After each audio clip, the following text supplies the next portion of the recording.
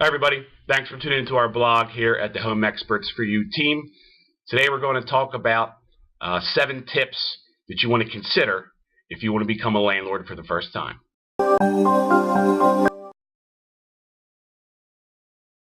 So thanks for tuning into our blog.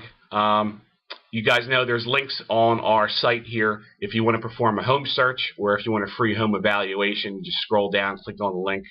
I'm more than happy to help you guys with any of your questions.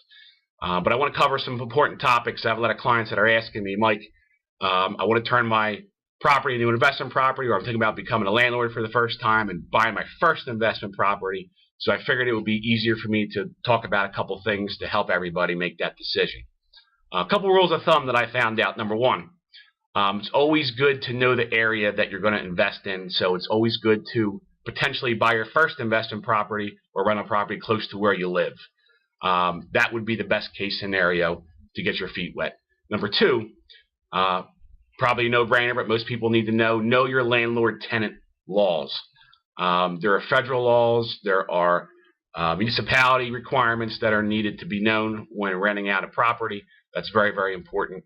Number three, make sure you can enforce that the rent is paid on time. It's very important to set that precedence up front with your tenants. If you get a little easygoing with them in between jobs or collecting half the rent here and there, it usually becomes an ongoing thing. So if you can put that to an end up front, it'll be greater for you in the long run. Number four, screen and potential tenants. Obviously, this is a huge one. Credit check, background check, rental reference check. We have the resources here that we use on a regular basis, which we're more than happy to share with you. Number five, customize a lease. Leases can be just as unique as the properties. I mean, no two properties are the same. So you want to make sure you have the right verbiage in the lease that are going to protect what the use and what you're going to be doing with your rental property. Number six, inspect the property regularly. It's important that you schedule routine visits to the property. Make sure there's nothing that's an issue that's ongoing, that's not being addressed.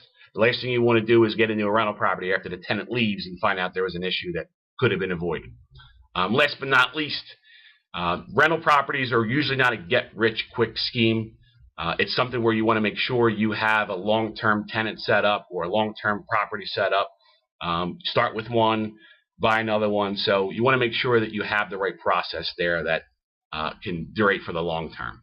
So hopefully you guys found this information helpful. Of course, we can go over this in greater detail if you want to give us a call or send us an email. You can reach me at mike@homeexpertsforyou.com or call me directly at 610-520-6543. And as always, trust the area experts, homeexpertsforyou.com. Thank you, everybody.